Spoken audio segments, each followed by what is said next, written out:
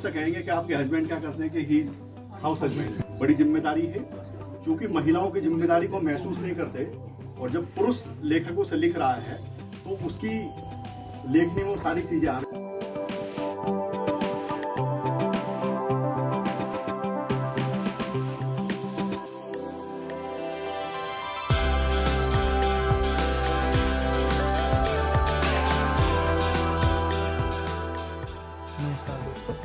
मेरा नाम डॉक्टर राहुल सिवाच है। मैं सिंगापुर की ननियांग टेक्नोलॉजिकल यूनिवर्सिटी में रिसर्च फेलो की पोस्ट पर कार्यरत। एक नई टर्मिनोलॉजी यहाँ पे एक पैदा हुई है, उसको बोलते हैं हाउस हस्बैंड।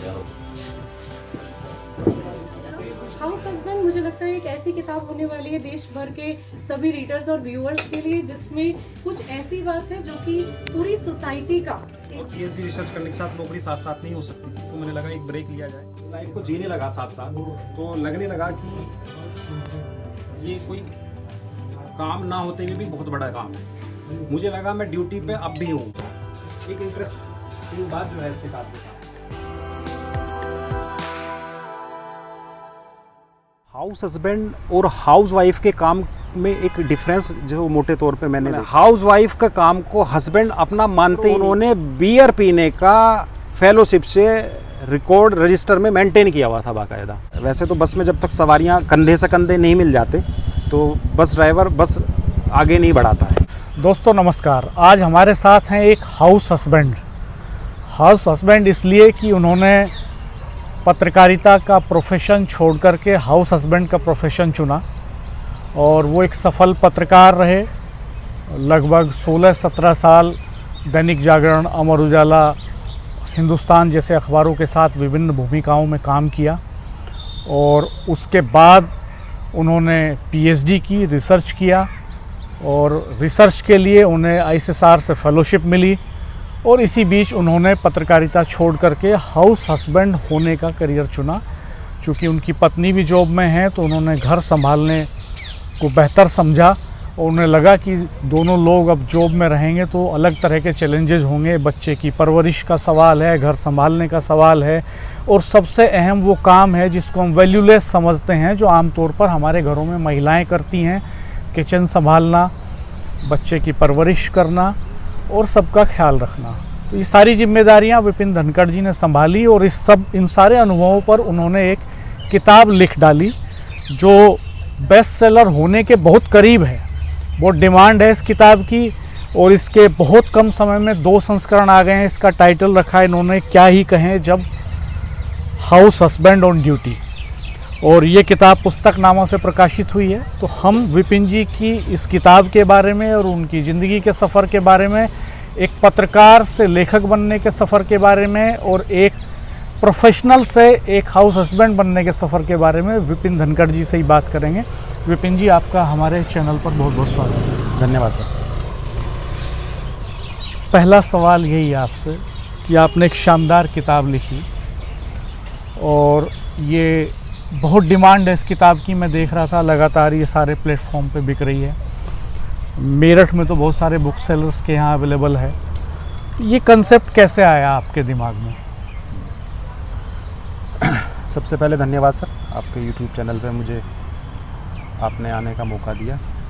दरअसल हर चीज़ की वजह होती है। जैसे किताब है, किताब लिखने की एक वजह रही है, और इस वजह से पहले की वजह पे मैं जाना चाहूँगा, वहाँ से शुरुआत करना चाहूँगा कि हाउस हस्बैंड होना। तो आज की तारीख में अगर देखा जाए तो हर व्यक्ति थोड़ा बहुत हाउस हस्बैंड है।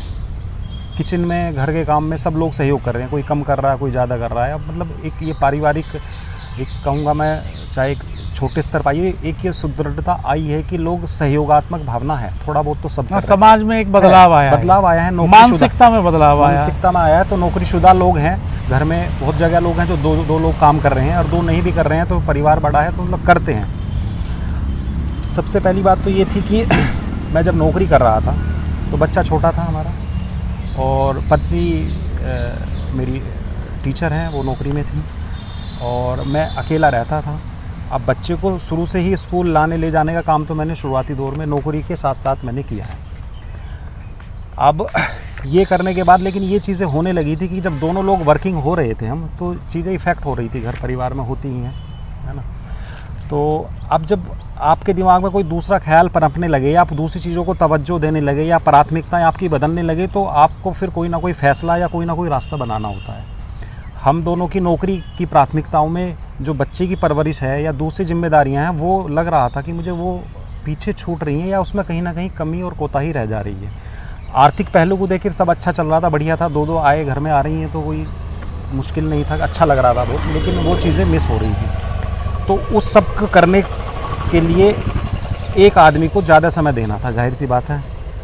तो ऐसे में मैंने ये चुना कि भाई मैडम जो वाइफ हैं मेरी, तो उनकी सरकारी नौकरी है, वो टीचर हैं दिल्ली गवर्नमेंट में की, और मेरी प्राइवेट नौकरी है, तो सरकारी तो नहीं छोड़ी जा सकती। तो मैंने चुना कि भाई ठीक है, मैं घर परिवार संभालता हूँ, बच्चे की परवरिश को देखता हूँ, उस पर ध्यान देते हैं, जो कमी रह जा रही है या बाकी चीज़ें, और मैडम बाहर निभाएंगी। तो ये प्लान इम्प्लीमेंट करने के लिए नौकरी छोड़ना ज़रूरी हो गया था।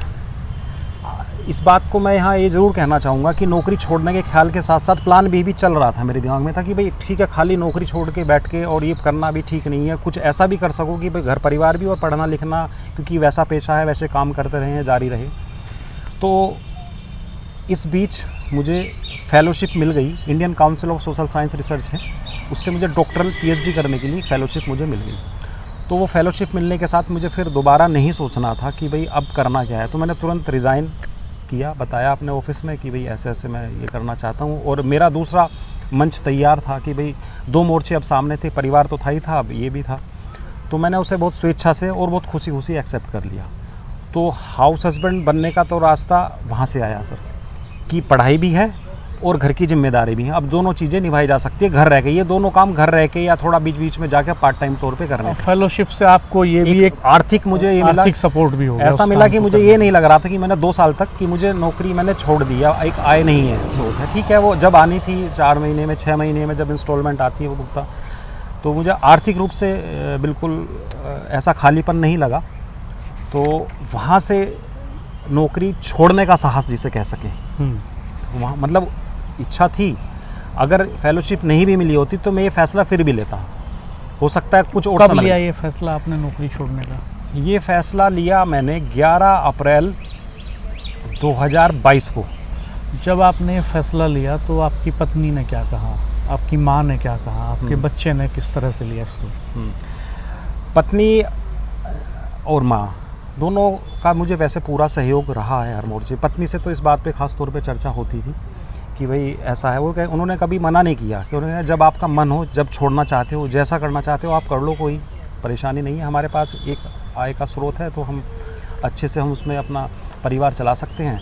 जो आपको करना है करियर में, कुछ रिस्क उठाना चाहते हो आप ले सकते हो, उनकी ओर से। लेकिन जर्नलिज्म में जो ग्लैमर की दुनिया है एक, और जिसमें आप 15-16 साल आपने काम किया लगातार, कुछ सफलताएं अर्जित की, कुछ सीखा, वहाँ नेटवर्क बनाया एक, तो आसान नहीं होता ये सब बनाना। तो वहाँ से विड्रॉ करना, वहाँ से हट जाना, तो उस पेशे के जो सीनियर्स हैं वो किस तरह ले रहे थे?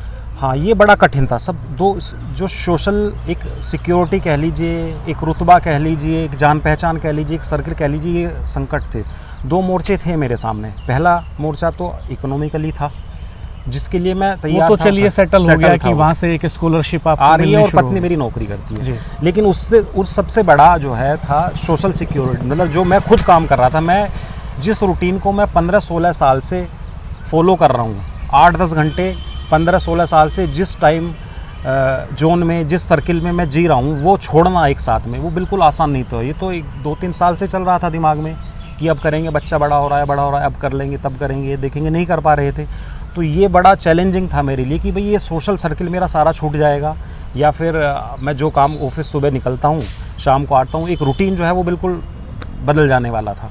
तो इसकी चिंताएँ थी और बड़ी परेशानी थी। जिस किसी से भी मैं डिस्कस करता था, मेरे सीनियर थे या बहुत ऐसे लोग थे, बीच बीच में बात होती थी, तो वो जो है इसकी सलाह, वो मतलब किसी ने, मैं एक नाम भी ऐसा नहीं बताऊंगा, शायद एक आध रेयर हो कि जो इसने मुझे ये सलाह दी हो तुम छोड़ दो। सबने कहा नहीं छोड़ना, नहीं, मना भी नहीं करते थे। हाँ, वो दोनों के फ़ायदे और नुकसान गिनवा देते थे, या जब पूछता था फाइनल कॉल पे तो मौन हो जाते थे। ठीक है, तो कॉल तो मेरी ही थी कि छोड़ना है नहीं छोड़ना है, तो वो ये बताते हैं हाँ हो सकता है, हाँ ये ज़रूर कहते हैं कि हाँ लाइफ भाई ये जो हम जी रहे हैं ये तो कोई लाइफ नहीं, रात को जाग रहे हो, दोनों भाग रहे हो, आ रहे हो जा रहे हो, अपनी समझ से, मतलब मैं जब सॉल्यूशन पूछता था उनसे तो वो अपनी समझ से बताने लगते थे। आपकी जॉब रात की थी, पत्नी की दिन की थी? हाँ, मैंने जो है जब उनकी जॉब लग गई दिल्ली में तो आने जाने का, मैंने नाइट शिफ्ट में डेस्क पे चला गया, ठीक है, क्योंकि दिन में बच्चा संभालना, स्कूल लाना ले जाना और बाकी काम, दोपहर में 2-3 बजे तक वे आती थी लौट कर, तो इस बीच देखनी होती थी बहुत सारी चीज़ें। तो अब मैं रात में 2 बजे आ रहा था ऑफिस से, और 2 बजे आके मुझे 5 बजे उठना था, 5:30 बजे, क्योंकि वाइफ को 6:30 बजे घर छोड़ देना है। अब घर छोड़ने से पहले फिर बच्चे को स्कूल जाना है, तो मुझे 5-5:30 बजे उठना ही है। तो वो 2-3 घंटे सोना हो पाता था एक साथ, नींद किस्तों में थी, तो वो बड़ा हेक्टिक शेड्यूल तो था ही, और बाकी फिर दिन में सोना नहीं सो पाना वो बड़ा। देखिए मैं इसमें सर ये कहना चाहता हूँ कि आपको छोड़ना कुछ भी हो, कुछ भी छोड़ना आसान बिल्कुल नहीं है। ये तो नौकरी छोड़ने की बात है, आप अपनी कोई हैबिट ले लीजिए, नशे की लत है, बहुत सारी चीज़ें ऐसी हैं जो ख़राब जीवन में लोगों ने लाइफ स्टाइल बनी, छोड़ना कुछ भी आसान नहीं होता है ना। फिर जब ये शुरू हुआ कि आपने घर संभालना शुरू किया और किचन संभालना शुरू किया, तो समाज ने कैसे देखा, माँ ने कैसे देखा, रिश्तेदारों ने कैसे देखा, और आप चूँकि किसान परिवार से आते हैं तो वहाँ जो आपका दायरा था उन लोगों ने इसको कैसे लिया? इसका एक तो ये रहा कि मैं, क्योंकि जब नौकरी छोड़ने का फ़ैसला लिया, मैं दिल्ली के पास गाज़ियाबाद वैशाली में रह रहा था, ठीक है, तो रूटीन हाउस हस्बैंड वाला रूटीन लगभग थोड़ा बहुत चल ही रहा था। इसे छोड़ने के बाद सबसे पहले, क्योंकि मैं एंगेज था, मैं खाली नहीं था बैठने के लिए, मेरे पास खाली बैठ के ये सोचने की भी फुर्सत नहीं थी कि मैंने नौकरी छोड़ी, अब क्या करूँ। मेरे मोर्चे दूसरे तैयार थे। पहला मोर्चा तो यही तैयार था, मैडम गई, बच्चे को स्कूल भेजा गया, घर संभाला, आया, इतने वो आते थे दोपहर में 10-11-12 बजे तक, 1-आध घंटा पढ़ा या कुछ भी किया मैंने, ऐसा कोई भी किसी भी एक्टिविटी में समय गुजारा। उसके बाद मतलब दोपहर तो निकल जानी थी ऐसे ही, शाम में होते, तो वो रूटीन हेक्टिक था पहले से ही। लोगों ने घर में कहा, माता जी ने खास तौर पे कहा कि भाई नौकरी छोड़ दी, ये ठीक नहीं, मतलब उन्हें ठीक नहीं लगा। मैं कहूँ कड़े शब्दों में उन्होंने फैसले की आलोचना तो नहीं की, उन्होंने मना तो नहीं किया कि भाई बहुत ख़राब कर दिया, ऐसा नहीं करना चाहिए था, लेकिन उससे नाखुश थी, ये मुझे दिखता था वो बातचीत में, कहने कि ऐसा थोड़ी होता है कि, लेकिन अब बच्चा पालना है, बाकी चीज़ें हैं, तो वो प्रायोरिटी हमारी थी। और भी आसपास में देखता था, लोग खुश नहीं थे इससे, है ना। कुछ लोग तो इसको तब मतलब कुछ ऐसे भी थे कि मजाक समझते थे, कुछ को लिए मतलब मतलब इस तरह की बातें आती थी जब काम की प्रेशर की, तो वो कहते थे, कहने लगे आपके पास तो सरकारी है, भाभी जी सरकारी नौकरी करती हैं, आप तो रिस्क ले सकते हो, छोड़ सकते हो, आप तो सोच नहीं सकते। और नौकरी छोड़ने का जो ये फसाना और ये तराना है, ख़ास तौर पे मीडिया की लाइन में बड़ा तैरता घूमता है। हर दूसरा तीसरा आदमी से छोड़ने के लिए कह रहा होता है, उनकी वो वर्किंग कंडीशन हो सकती है, या मैं ये नहीं कह रहा हूँ कि यहाँ हालात बहुत ज़्यादा विकट हैं दूसरे पेशों से, दबाव काम की चुनौतियाँ हर जगह मौजूद है, लेकिन अपनी इंडस्ट्री में इतना कॉमन रहा, मेरे वाली इंडस्ट्री में, मीडिया वाले में, कि हर दूसरा तीसरा आदमी मुझे ये मिलता था कि नौकरी छोड़ दूंगा, मैं तो इस्तीफ़ा देने वाला हूँ, 2 महीने और बचे हैं, अगले 4 महीने बाद ये कर लूँगा, वो कर लूँगा, ये बहुत कॉमन सा था। तो अगर कोई ऐसी बात करे तो उसे सीरियसली लेता नहीं है कोई, कि भाई हाँ ये तो कह रहा है, जब छोड़ेगा बता देंगे, हो जाएगा। तो वो कहना और उसको अमल में लाना बहुत दोनों अलग। किताब कब लिखना शुरू किया आपने? किताब का सफ़र शुरू ऐसे होता है, जब कोविड काल आया उस बीच मैंने एक ब्लॉग बनाया था, हूबहू ज़िंदगी नाम से एक ब्लॉग था। घर पे खाली बैठे थे, तब भी गाज़ियाबाद में ही थे उस समय, तो मैंने ब्लॉगिंग लिखना शुरू किया। तो मैंने देखा कि मैं रोज़मर्रा की चीज़ें जो हो रही थी अपने लाइफ में, उसी को लिखना, तो उसमें 17 कंट्री के लोग देख रहे थे ब्लॉग को, मतलब देखा उसमें बड़ा अच्छा फीडबैक भी आता था। तो वो एक रूटीन लाइफ में आया, ठीक है, लिखने पढ़ने का काम, पत्र का खबरें तो हम लिख ही रहे थे, वो सारा काम करते थे। तो उस ब्लॉगिंग से मुझे थोड़ा सा ये लगा कि कुछ सीक्वेंस में या कुछ मतलब एक प्लान वे में कोई किसी आइडिया को जो है ड्रॉ किया जा सकता है। तो वहाँ वो मेरी पहली लर्निंग थी, अगर मैं किताब की तरफ बढ़ने की बात करूँ। और जब नौकरी छोड़ के इधर आ गया तो फिर लिखने पढ़ने का और परिवार का कुछ ना कुछ वैल्यूएबल तो करना था, है ना। तो किताब से पहले भी एक चीज़ और जो शुरू हो चुकी थी वो थी पीएचडी सर, क्योंकि मैंने इस्तीफ़ा देने के साथ साथ मेरा पहला काम सफ़र जो शुरू होता है अपने हाउस हस्बैंड होने का, मैं कहूँ उसमें जो पहला किताब का पहला पोर्शन है वो पीएचडी का सफ़र है। शुरुआत किताब वहाँ से होती है। तो इस्तीफ़ा देने के बाद सबसे पहला काम जो था वो मेरा ये था कि मुझे मैंने लक्ष्य तय किया कि मुझे 6 महीने में अपनी थीसिस का काम पूरा करके जमा कर देना है, ये टारगेट सेट किया और मैं उस पर लग गया। तो अब पीएचडी का काम, अब मुझे तो लगता अब क्योंकि पीएचडी एक ऐसी डिग्री है मास्टर डिग्री के बाद सबसे बड़ी अवधि वाली डिग्री हो जाती है, 3 से 5 साल में जाकर लगभग पूरी होती है। तो अब ये उस समय आप बालिग भी हो चुके हैं, बहुत लोग शादीशुदा हो चुके होते हैं, बहुत लोग नौकरी भी कर रहे होते हैं, तो पीएचडी को पूरा करना एक बड़ा चुनौतीपूर्ण कार्य बन जाता है। पीएचडी करना एक तरह से मैं कहूँ गलत नहीं होगा कि मैंने किताब में इस बात को लेकर पीएचडी करना एक तरह का नरक भोगना भी है। मैं नरक भोगना इसे इस लिहाज में कह रहा हूँ कि एक तो 3 से 5 साल की अवधि लग रही है, उस अवधि में आप और बहुत सारे काम, आपके पिट्ठू वाला जो बैग है उसमें कई तरह की जिम्मेदारियाँ होती हैं। आप नौकरी कर रहे हैं, आपके बच्चे हैं, आप पर और जिम्मेदारियाँ, तो उन जिम्मेदारियों को निभाते हुए आपको ये काम करना है। इस काम की अवधि भी क्योंकि ज़्यादा है तो आदमी थोड़ा सा कई बार लिबर्टी ले लेता है। तो ये एक, और फिर इसमें सुपरवाइज़र और पीएचडी करने वाले के रिलेशन पर बहुत कुछ डिपेंड करता है। मतलब ये एक रिसर्च का विषय हो सकता है कि बहुत सारी पीएचडी जो पूरी नहीं होती हैं उसमें एक्सप्लॉयटेशन या सुपरवाइज़र और शोधार्थी के रिलेशन में एक खटास मिलेगी अगर उस पर रिसर्च किया जाए। ऐसी कुछ पीएचडी हैं जो पूरी नहीं हो पाती, तो वो एक अलग तरह की कला है। जसपाल भट्टी का शो भी था, आपको ध्यान हो, जिसमें उन्होंने पीएचडी का एक एपिसोड किया था इसी एक्सप्लॉयटेशन पे। तो क्या आपने देखा वो शो? आपके साथ वैसा ही हुआ कुछ? नहीं, मेरे साथ तो नहीं हुआ, लेकिन मैं इसमें ये जोड़ना चाहता हूँ, मेरी जो पीएचडी के सुपरवाइज़र रहे हैं, मैंने डिफेंस स्टडीज़ में मेरी पीएचडी हुई है मेरठ कॉलेज से। डॉक्टर अनुराग जायसवाल सर के अंडर में मैंने पीएचडी किया, क्योंकि मेरे उनसे रिश्ते सुपरवाइज़र रहे हैं मेरे, उससे पहले दोस्ताना थे। तो वो तो बड़ा मेरा सब देखा भाला था और बहुत सारी चीज़ें मेरे साथ तो बहुत अच्छी रहीं, मेरा अनुभव खुद का अच्छा रहा। लेकिन मैंने पीएचडी करते करते और लोगों के जो अनुभव देखे एक दो, जैसे एक छोटा सा किस्सा बताना चाहता हूँ। जब मैं पीएचडी का काम पूरा कर लिया तो मैं सर टाइपिंग और उसको फाइनल कराने के लिए मेरठ आता था, जिसमें एक जगह है केपी कृष्णा प्लाजा, तेजगढ़ी चौराहे पे, ठीक है। वो कृष्णा प्लाजा जो है वो मेरठ में और चौधरी चरण सिंह विश्वविद्यालय के पास एक ऐसा ठिकाना है जहाँ डेजर्टेशन से लेके पीएचडी थीसिस और किसी भी जो रिसर्च के काम है वो सारे काम जो है बड़ी कुशलता से और बहुत जल्दबाजी में किए जाते हैं। वो एक ऐसा ठिकाना है और वहाँ सब कुछ अवेलेबल है। सब कुछ अवेलेबल का मतलब जितनी भी थीसिस रखी हैं चौधरी चरण सिंह विश्वविद्यालय की लाइब्रेरी में, तो वो उसके मुझे लगता है 60 to 70 या 80% तक वो कृष्णा प्लाजा में टाइप हुई हुई थीसिस है वो। हाँ। ठीक है, तो उनके पास पूरा डाटाबेस है। नहीं, डेटाबेस भी है और आते भी वहीं हैं सब लोग, और आने की वजह भी अच्छी है कि वहाँ सस्ता भी हो जाता है और जगह से। और जगह जाएंगे तो महंगा है, बहुत सारे लोग हैं, पता है, सब चीज़ें वहाँ हो जाती हैं। तो मैं भी वहीं गया फाइनल करके, क्योंकि मुझे टाइपिंग का रहा, मैंने थीसिस अपना खुद कर रखा था, लेकिन फाइनल चीज़ों को कराने के लिए उसको मैं पहुँचा वहाँ। तो वहाँ वो किस्सा मैं बताने जा रहा हूँ था, मुझे एक डीयू की लड़की मिली जो वहाँ पे असिस्टेंट प्रोफेसर टीचर थी, वो भी थीसिस कर रही थी।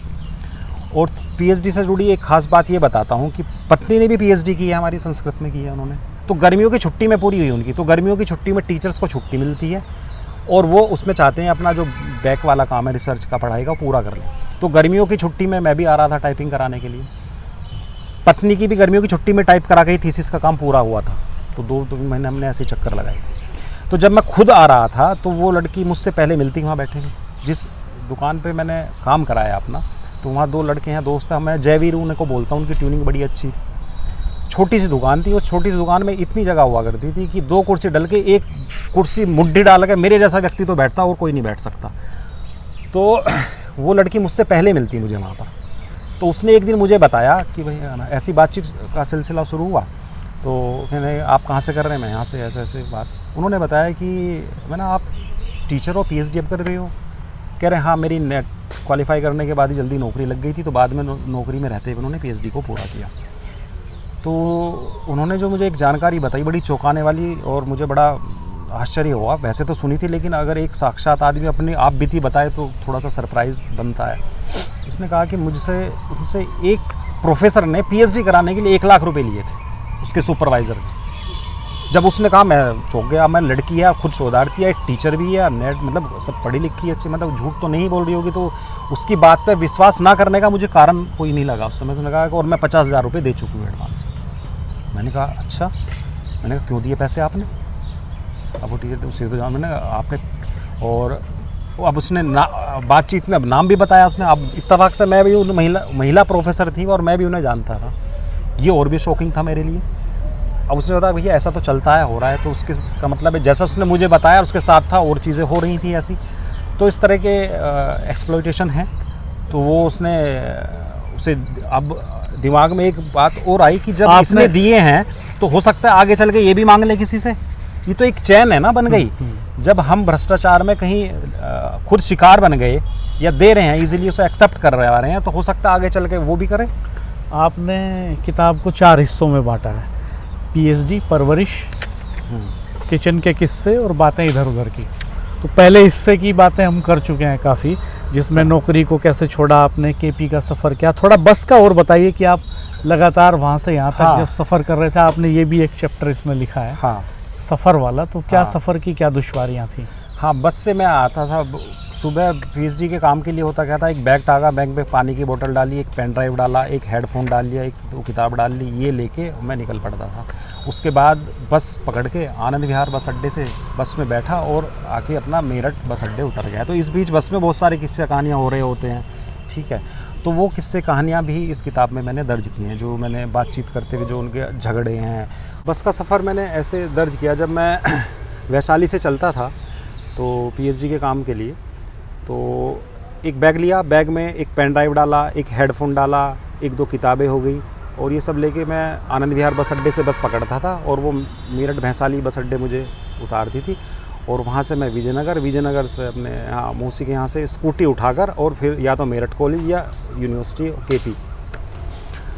अब इस बीच मैंने इसका उल्लेख इस बात में किया है कि मेरी पीएचडी पूरी कराने में बस का भी और स्कूटी का भी उतना ही योगदान है जितना मेरी भागदौड़ का, क्योंकि वो भी बराबर मेरा वैसा ही साथ दे रही थी, क्योंकि रोज़ बस में सफ़र और बस के अनुभवों का, उसमें कुछ लोग झगड़ते हुए मिल जाया करते थे, कुछ लोग मतलब वहाँ भी कई अलग अलग तरह के अनुभव हुए। जैसे एक अनुभव का जिक्र करूँगा कि मैं जब भी बस में बैठता हूँ, देखता हूँ सवारियों को, आप इस चीज़ को नोटिस कीजिए, करना कभी एक्सपेरिमेंट कर सकते हैं अपने साथ।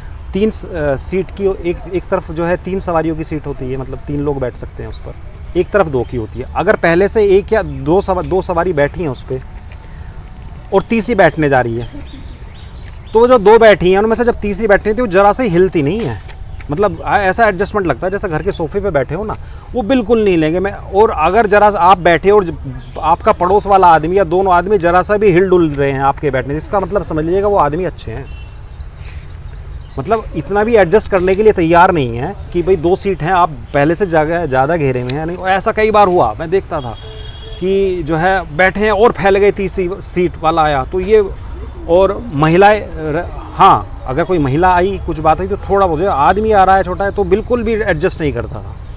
तो मैं तो अपने अनुभव से ऐसे आंकता हूँ, अगर आदमी बैठ रहा है किसी भी ऑटो में सवारी कर रहा है या बस में कर रहा है या ट्रेन में कर रहा है, और आपके पड़ोस में कोई सवारी आके बैठ रही है और वो पड़ोसी आदमी हिल डुल के उसके लिए ज़रा सा भी स्पेस क्रिएट करने में थोड़ा भी शरीर को कष्ट दे रहा है, तो इसका मतलब आदमी वो अच्छा है।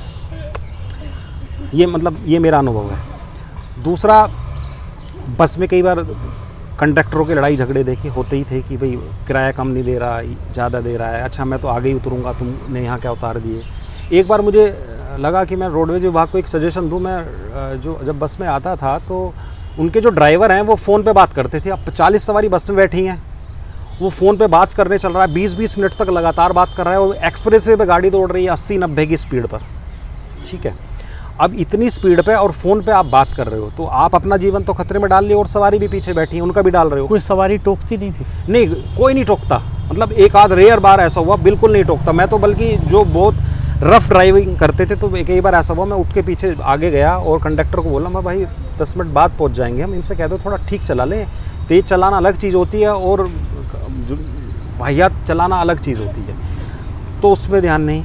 तो इसको क्या, मैंने सोचा एक बार तो एप्लीकेशन दे के रोडवेज के आरएम को मैं ये बताऊं कि ये जो बस ड्राइवर हैं और ये जो बस सवारियां लेके चलती हैं, इनका कम से कम फ़ोन चेक या कॉल डिटेल आप एक बार ये रैंडमली देख लो, तो आपको ये पता चले इस बीच ये ड्राइवर बात करता है, फ़ोन भी नहीं करता है। तो ये चीज़ों फिर हादसे हो जाते हैं, फिर हम उसके बाद पड़ताल करते हैं, ऐसा हो गया। तो ऐसे बहुत सारे किस्से कहानियाँ, उनमें से कुछ जो है मैंने इसमें बस के सफ़र में दर्ज की हैं।